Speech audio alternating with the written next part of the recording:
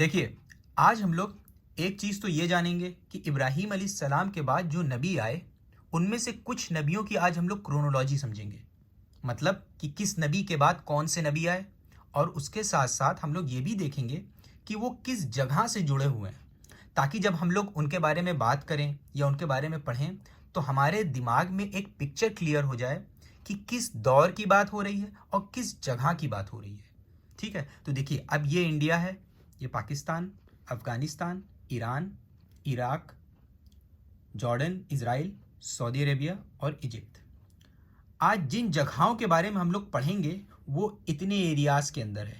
یہ جو ایریا آپ کو دکھ رہا ہے اسی ایریا کے اندر وہ ساری جگہیں ہیں۔ اب ہم لوگ یہاں پہ زوم کر لیتے ہیں۔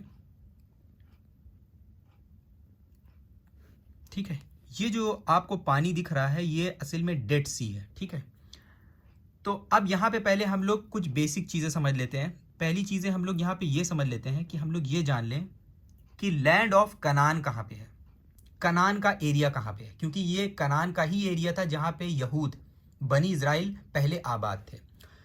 تو وہ ایریا کچھ رفلی ایسے بنتا ہے۔ ٹھیک ہے، اس ایریا میں جو یہودی تھے وہ پہلے آباد تھے۔ اس ایریا کو کہتے ہیں لینڈ آف کنعان، یہاں کے لوگوں کو کنعانی کہا جاتا تھا۔ ٹھیک ہے، تو اب ہم نے آپ کو یوسف علیہ السلام کی جب سٹوری بتائی تھی تو اس میں ہم نے آپ کو یہ بتایا تھا کہ یوسف علیہ السلام کو ان کے بھائیوں نے ان کو ایک کنویں میں ڈال دیا تھا۔ تو ہم لوگ ایک ایگزامپل لے لیتے ہیں کہ مان لیجیے کہ وہ کنواں یہاں پہ ہے، تو یوسف علیہ السلام کو اس کنویں میں ڈالا، پھر وہاں سے ایک قافلہ جا رہا تھا جو یوسف علیہ السلام کو لے کے ایجپٹ کی طرف آ گیا۔ ٹھیک ہے،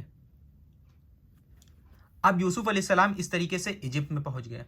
اس کے بعد ہوا کیا کہ یوسف علیہ السلام ایجپٹ میں رہنے لگے، دھیرے دھیرے پھر وہاں پہ آنے والے وقت میں یوسف علیہ السلام وہاں پہ پرائم منسٹر بن گئے ایجپٹ میں، یعنی عزیز مصر بن گئے۔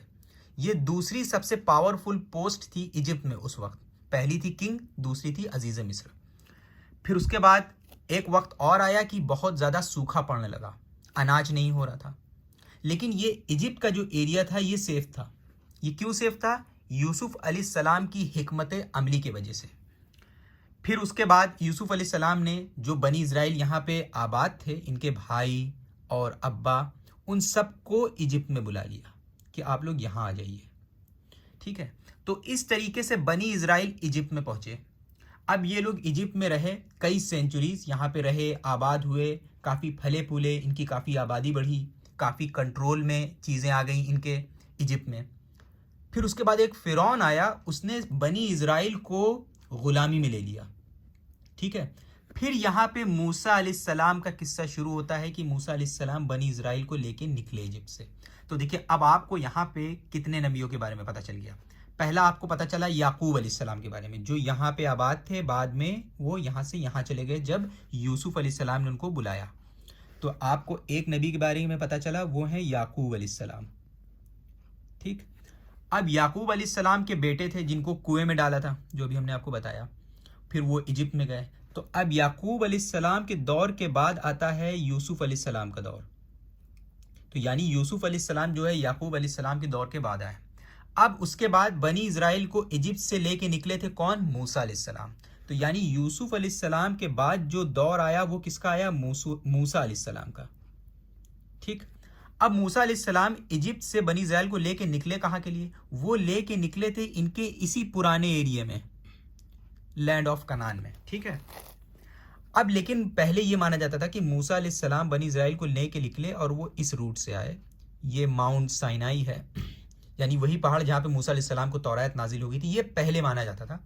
پھر یہاں سے لے کے ادھر آئے اور پھر ایسے ہو کے ادھر گئے، پہلے یہ مانا جاتا تھا، لیکن یہ تھیوری اب لگ بھگ فیل ہو چکی ہے، کیونکہ اب جو نئی فائنڈنگز آئی ہے اس سے یہ پتہ چلتا ہے کہ اصل میں موسیٰ علیہ السلام کا جو روٹ تھا وہ یہ تھا، ادھر سے آ کے یہاں پاس آئے ہیں، پھر یہاں پہ وہ سمندر پھٹا ہے جب موسیٰ علیہ السلام نے اپنی چھڑی ماری ہے، پھر اس کے بعد یہاں سے ہوتے ہوئے ادھر سے ہوتے ہوئے کنعان کے لینڈ میں انٹر کرے ہیں۔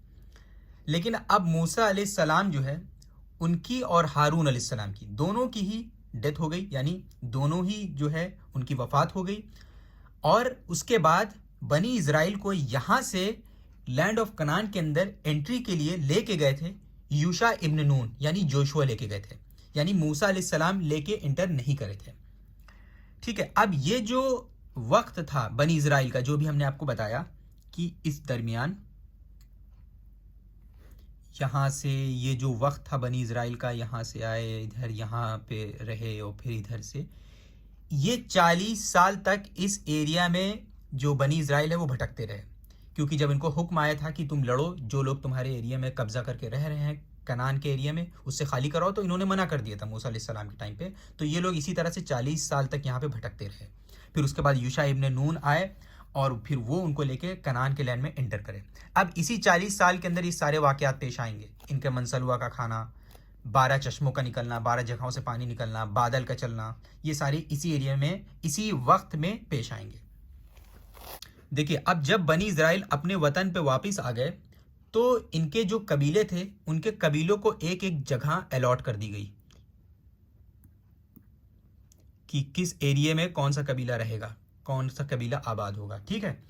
تو یہ لوگ اسی طریقے سے قبیلے کی طرح ایک ایک ایریا میں رہ رہے تھے. پھر اس کے بعد اور آگے دور آیا. پھر اس کے بعد طالوت آئے، طالوت کا ذکر قرآن پاک میں ہے. پھر اس کے بعد داؤد علیہ السلام کا وقت آیا. ٹھیک ہے. اب داؤد علیہ السلام کے وقت میں اور سلیمان علیہ السلام کے وقت میں یہ لوگ یونائٹ ہو گئے تھے. یعنی یہ جو اسرائیل تھے یہ جانے جاتے تھے یونائٹڈ کنگڈم آف اسرائیل. یعنی جتنے بھی ان کے قبیلے تھے یہ سب یونائٹ ہو کے ایک نیشن میں تبدیل ہو گئے تھے، ایک ملک میں تبدیل ہو گئے تھے. ٹھیک ہے. اب یہ کب تک یونائٹ تھے؟ جب تک سلیمان علیہ السلام تھے. سلیمان علیہ السلام جب تک تھے یہ لوگ یونائٹ تھے. تو اس سے دیکھیں آپ کو ایک چیز اور کلیئر ہو گئی.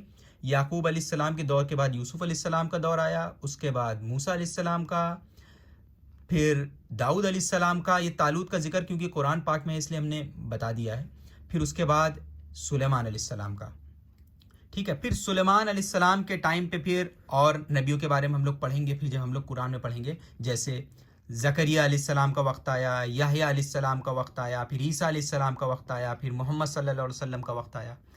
اب یعقوب علیہ السلام جو تھے وہ کس کے اولاد تھے؟ اسحاق علیہ السلام کے. ٹھیک ہے. اور اسحاق علیہ السلام کس کی اولاد تھے؟ ابراہیم علیہ السلام کی. ٹھیک ہے. تو اب آپ کو ایک کرونولوجی بریف میں سمجھ میں آ گئی ہوگی کہ کس کے بعد کون آیا.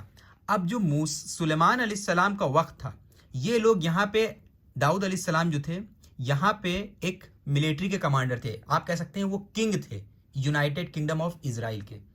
پھر سلیمان علیہ السلام کے وفات کے بعد، سلیمان علیہ السلام کی وفات کب ہوئی ہے؟ ببلیکل ریکارڈز کے حساب سے 927 BC میں.